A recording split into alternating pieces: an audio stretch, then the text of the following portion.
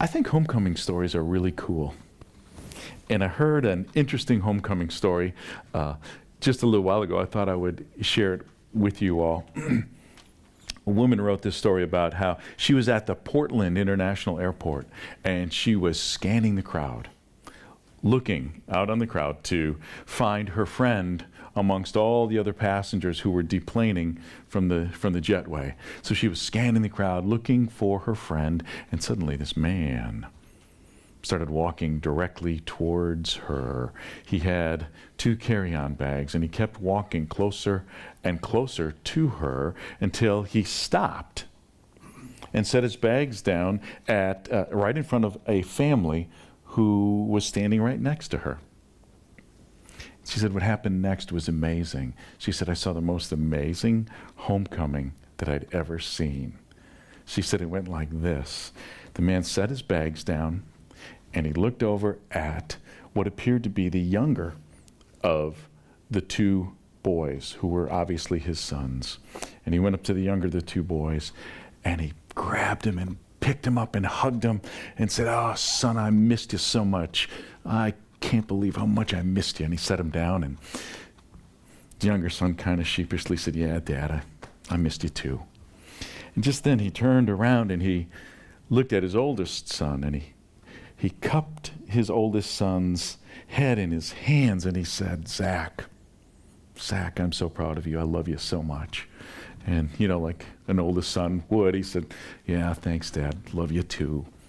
All this time, there was this little girl, maybe a year and a half, squirming in Mom's arms, never taking her eye off her daddy, who had just gotten off the plane. So the man turned to the little girl, picked her up into the air, and started kissing her and saying, there's my little girl, there's my little girl, there she is. And then he set his daughter into the hands of his oldest son, and he turned to his wife, and he put his hands on her shoulders, and he said, I've saved the best for last. And he gave her this big, long kiss right there in the airport. Well, the woman who wrote the story said, I was amazed because out of nowhere, I heard something coming out of my mouth that was interrupting this homecoming. I couldn't help myself, and I said, wow, you 2 really love each other. How long have you been together? Well, the husband responded, never taking his eye off of his wife. He said, been together 14 years, been married 12. And she said, I couldn't help myself. So I said, and how long have you been away? And he finally looked at this woman straight in the eye, and he said, for nearly 2 full days.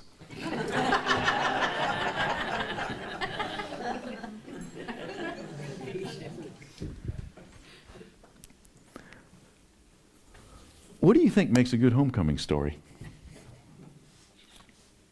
I used to think that homecomings were about returning to a particular location, like a home church. Go to homecoming at your home church. Or a hometown. Go to a homecoming at your hometown. Or a high school reunion. Used to think that it was all about the location, but we all know better, don't we? Homecomings, what makes them so special is not the location, but the relationships that have been forged and the memories made in that particular location, right? To prove my point, let me ask you all this question. Ready? How many of you have road tripped at some point in your life to visit the home where you grew up? Just show hands. How many of you have road tripped to see the home you grew up? Yeah. Think about, what was it like? Yeah. What was that? It was what? Awful. It was awful. I bet we realized things changed just a bit, right?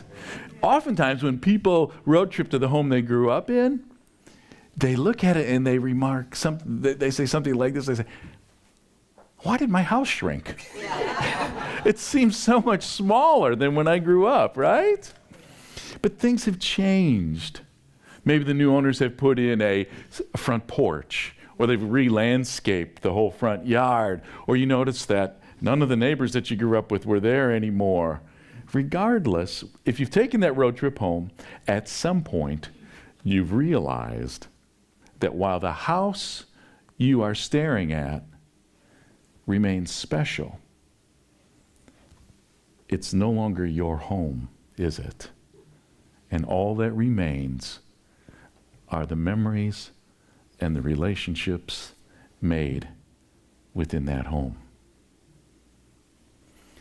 Well, psychologists tell us that we spend our entire adult life searching for home, either trying to recreate the home that we grew up in, if that home was special for us, or we try to create the home that we didn't have that was so dysfunctional growing up. We spend our life searching for home, and that search has in some ways led most of us here. Brunswick County, North Carolina, where most of us are busy in some stage of trying to make this place feel like home.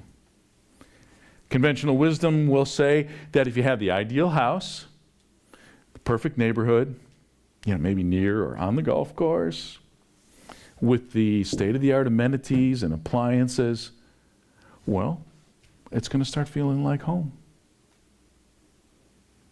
But that's a mistake to believe that. It's a mistake because what our souls most long for is not a home made of brick and mortar, but being home in a relationship with Jesus Christ. Being at home with the Lord, that is what satisfies the deepest longing in our soul.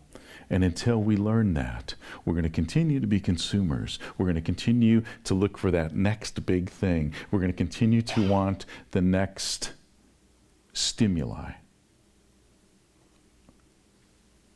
Jesus' story about the parable of finding home that we've looked at the last 5 weeks tells us as much. That's Jesus' point. The deepest longing in our soul can only be found by coming home in a relationship with Jesus. Now, we've been studying that for 5 weeks now. This is the last Sunday that we're going to study that particular parable, but we're also going to continue this series for 2 more weeks. In our studies of this parable of finding home, which many of us refer to as the parable of the prodigal son, we've seen much about that, but one thing that we haven't seen yet is what happens when we find our way home to God. What kind of party is it going to be? And part of the answer is, it's not what you expect. And it certainly wasn't what the younger son expected. The younger son, if you recall from the story, had very specific expectations for his trip home to the father. You remember back in verse 18 of that story, we've been listening and looking at it for a couple of weeks now. The younger brother, he planned to go home and beg his father for a job as a hired hand. He was in a pigsty, which was a metaphor for despair. He was in total despair. He was alone. He was broke. He was homeless. He was starving. He was in a pigsty of despair. So he decided to go home. His plan was, I'll ask my dad for a job as a hired hand. Now, it's important to note that he would not ask to be a slave. Slaves would have been housed on the family homestead. He didn't want to do that. He said, I will ask Dad to be a hired hand, like a day laborer, meaning that he was going to try to earn his way back into Dad's good graces by making it on his own. The plan would be humiliating. It was risky, but you know what? He had nothing else up his sleeve. He was desperate. It was his only hope. So with his tail firmly between his legs, the younger brother headed home. But as we mentioned last week, while the son where the younger son was still far, far away, the father saw him.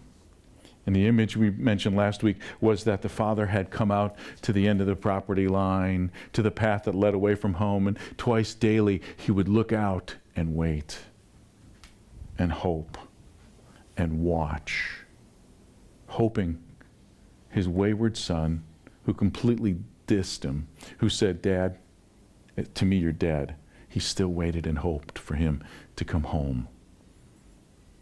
Well, one day it happened. His hope came true. He saw the younger son returning home. And then in verse 19, the homecoming party started. Verse 19 says, his father saw him and was filled with compassion. So he ran and put his arms around him and kissed him. Now, some of us could probably imagine a father doing that today, but in first century Middle Eastern culture, that would have been shocking. It would have been scandalous for a father to act that way towards a homebound son. In first century Middle Eastern culture, you know what? Patriarchs did not run. Ever. For any reason whatsoever. Boys could run. But patriarchs who led the family and often led villages, they never ran. Now patriarchs, if a patriarch would have run, he would have had to lift his garment, his tunic. Okay? Fathers never pick up their tunic. Never would it expose their bare legs in first century culture. Boys, yes. But for a man to do that, it was inconceivable. And if that were not enough, no self-respecting first century father would ever, under any conditions, ever openly show the emotions that this father showed, like falling upon a son, kissing his son in public. It just wouldn't happen. So when Jesus shared these details, it was utterly scandalous that a father could love an undeserving son so lavishly. Then in verse 21, the son said to him, "Father, I have sinned against heaven and before you. I'm no longer worthy to be called your son." It's as if the younger son were saying, wait, sir, stop. There's some things that I need to say to you. I've got to get these off of my chest. Stop it. But even before the prodigal finished his outlined plan for redemption, to earn back his father's love, even before he finished his plan, he was interrupted by dad. In verse 22, but the father said to his slaves, "Quickly, bring out a robe, the very best one. Put that on him and put a ring on his finger and sandals on his feet and get that fatted calf, let's kill it, and let us party." The father said, quickly, with uncontrolled, unbridled joy, not even interested in his wayward son's planned speech. Quickly, the father said, calling out the servants, making sure that the youngest son knew that there was no need for groveling here. There's no need for apology here. Making sure his son knew, you do not have to earn your way back into this home or back into my heart. Quickly, get the best robe. Put it on my son. Well, this would have been Dad's favorite robe. It would have been something of a family heirloom, something that to put it on meant your family, you're in. Similarly, to put on, to get a ring, put it on his finger. The rings in those days, especially a father's ring, may have had some sort of some sort of a signet inside of it, indicating like a family, what we would call a family crest, or something to indicate the family's symbol. Dad said, put it on his finger, and sandals. Undoubtedly, this guy, he came home barefoot. He didn't have anything on his feet. He came home barefoot. Slaves in first century culture, they didn't have shoes. If you saw someone barefoot, likely they were a slave.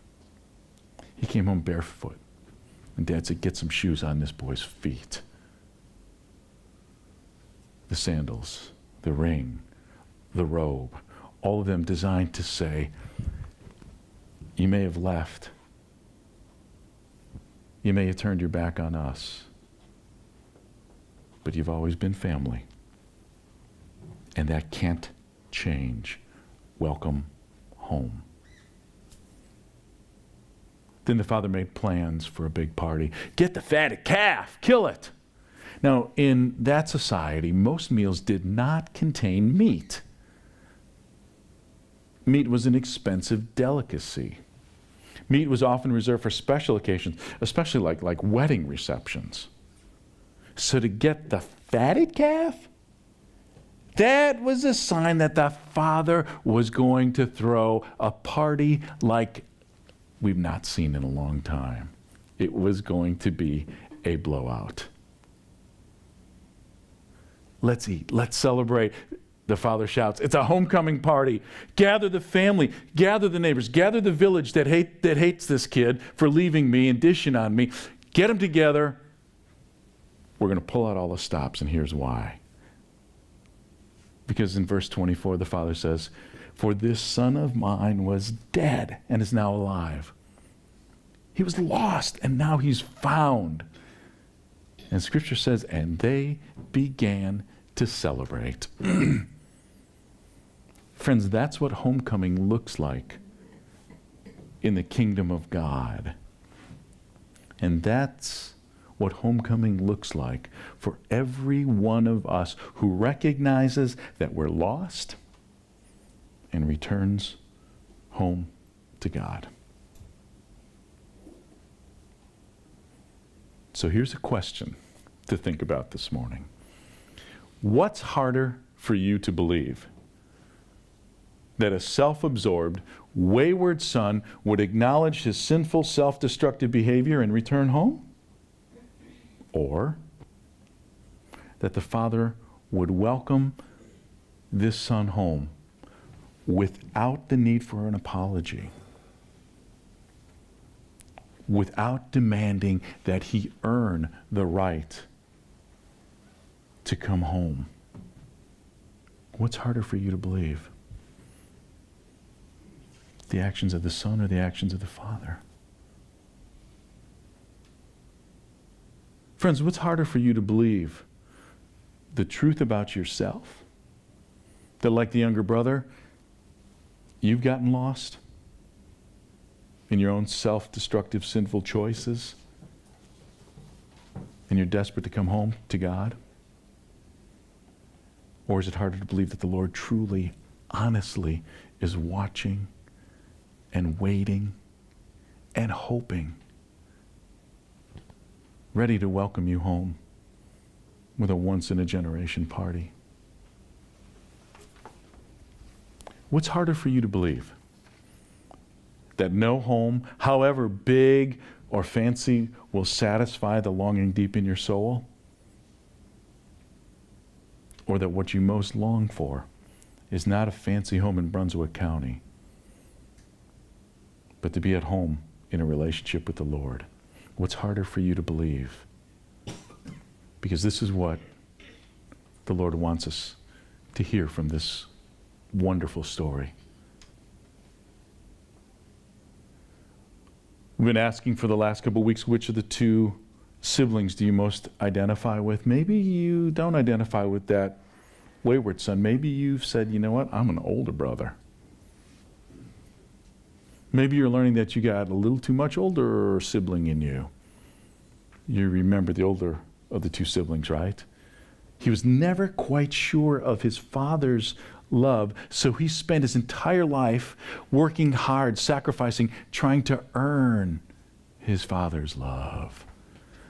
And you remember how he freaked out when he saw his father lavishly love all over the younger son in such an undeserved fashion. He freaked out, and then he got lost, the older son. He got lost in his resentment.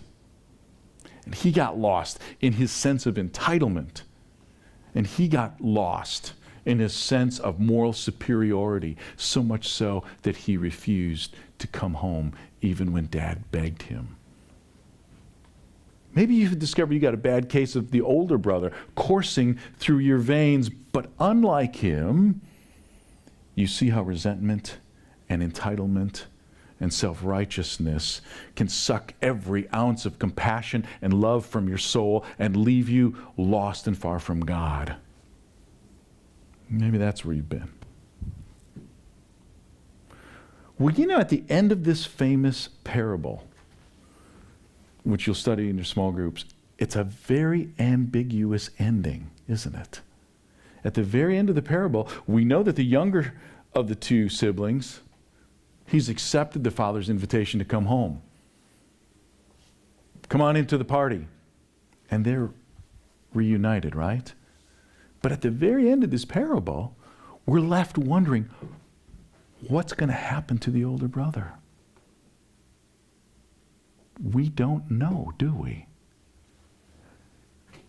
He's left outside the home, even after Father begs him and says, all that's mine is yours.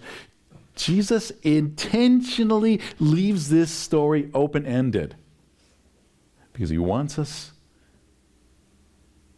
everyone who reads this parable, to ask, where am I in this story? Where are you? Some of us have admitted time and again that we are utterly lost without God. Every day we are utterly lost, and we have found our true home in a relationship with the Lord. Some of us realize we're like the younger brother. We've strayed far, far from God, but we want to come home. Want to come home to God. And we need to be saved from our self-imposed pigsties. If that's you, make this Easter the day that you come home. Others of us in this room are older brothers. We think we're at home with God, but we're really not, because we're not sure of Father's love for us. So we try to earn God's love. Try to earn it. Pray more. Study more. Volunteer more. Give more. If that's you, stop it. Make this Easter the day you come home to God's love.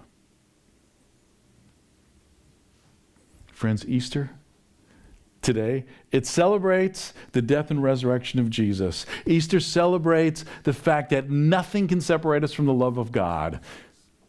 And Easter also celebrates the fact that the way home to God is wide open. In fact, the place at home for you has already been prepared. Jesus promised us that when he said to his disciples, "Don't let your heart be troubled. Believe in God, believe also in me. In my Father's house there are many dwelling places. If it were not so, would I have told you that I go to prepare a place for you?" The resurrection of Jesus Christ means, yes, that we're forgiven, yes, that we're saved, but we're also invited home into a relationship with Jesus in this world and the next. Will this Easter be the time when you privately say, "Lord, I'm ready to come home"?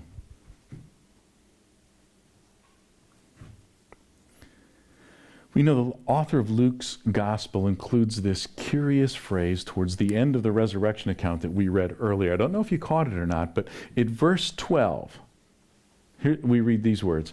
"But Peter got up and ran to the tomb. Stooping and looking in, he saw the linen clothes by themselves, and then he went" where? Home. Home. Amazed at what had happened. Now, did you catch that? Peter experienced the resurrection of Jesus Christ, and he went where? Home. But how could Peter go home? He and the disciples were hiding in fear for their lives in an upper room in some house outside of Jerusalem. The last place Peter would go was home. That's where the enemies were waiting for him. That's where they knew to look for him. So if that were the case, then maybe the empty tomb was all that Peter needed to see. Because from that point on, he knew his true home was the one that Jesus had promised. In my Father's house there are many dwelling places. And if I go to prepare a place for you, I'll come again and take you to myself. Friends, the Easter good news is that the tomb is empty. Our Lord is risen and has prepared a place for you and for me to dwell with him now and in the future. That place is called home. You don't have to earn it. All you have to do is accept that invitation.